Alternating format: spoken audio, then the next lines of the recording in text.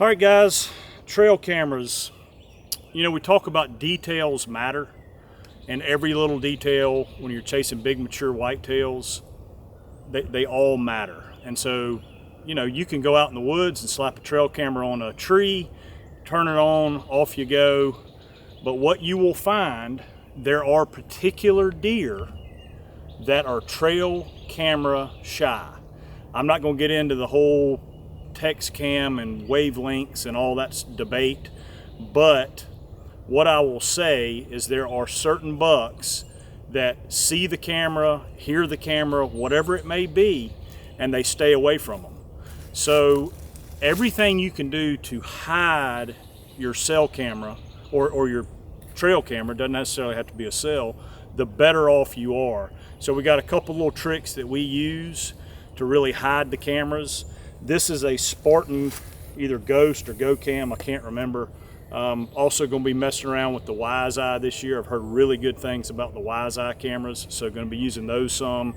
Going to get some of those in here in a couple weeks, but been running the Spartans for a long time. I had a lot of good luck with them, but I'm looking forward to trying the Wiseyes as well. What we like to do in a perfect situation, which you don't always get, is to find a tree that is wider than the camera. Tends to blend in better when it's wider than the camera. Can't always get that. Sometimes you got a little small narrow tree, and that's where you've got to put the camera. But this one right here is wider than the camera. It's in a perfect location for our mineral site, and I like to do them about 6 feet up. I feel like 6 feet or a little bit higher is really good and stays out of the line of sight of the deer. So that's the first thing I do, is get it about 6 feet up and get it leveled. I'll use, and with this leaning tree like this, I'm gonna have to put a stop or a wedge underneath the bottom of it to level it out. So we'll kind of show you how we do that.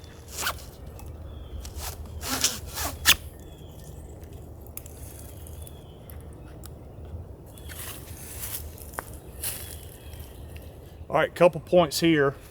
We got our stop under here.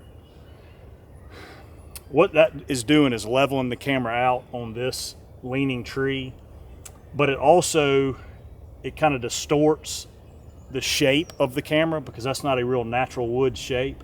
So regardless of whether I've got to level the camera out or whatever it may be to get it shooting in the right direction, I like to put stobs behind or under the camera because it helps break it up.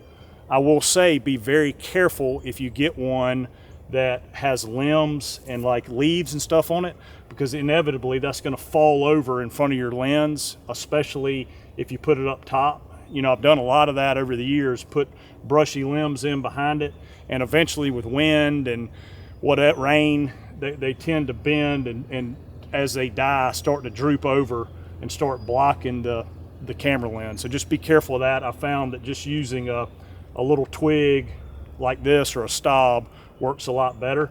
Another thing we do, come around here, Andrew. We make darn sure these straps are tucked in so they're not waving in the wind. So we want to have these straps completely tightened up so that they're not flapping around, in the wind. Again, little things. These are details that can take a buck that's really not comfortable around trail cameras and get by.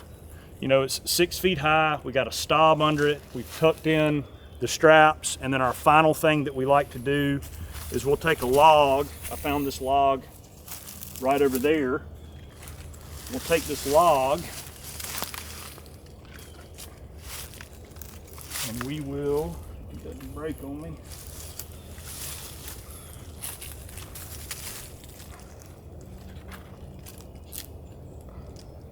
We'll put this log right by the camera. Again, that's helping disguise it, hide it, and make it look more natural. Sometimes we'll even put a log on the other side, so you got two of them in there, but that really helps with those cagey bucks, those older mature bucks that are trail camera shy.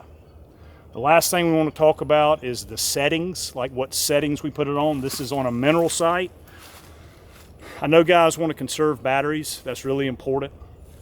if you've got your camera on feed or if you've got your camera on mineral, you know, it's so important to get the pictures of those deer, those bigger deer, those bucks. And so how I set mine is I will put it on a 30-second delay and a 2-shot burst.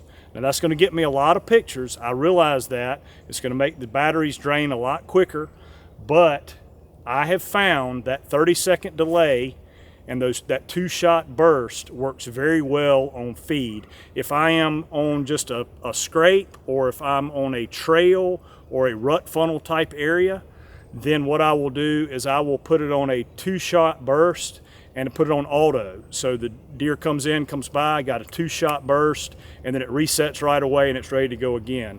The reason I want to delay it on feed or mineral is because you just don't need to get that many pictures over and over and over again. So a lot of guys like the minute delay. I feel like that's a little bit too far. You know, you can get a deer that can come in, you know, he's got his butt to the camera or something like that. He gets a quick bite and he's gone within a minute. So the 30-second mark is what I have found to be really, really good. So guys, that's how we set cameras up. Hope that's informative.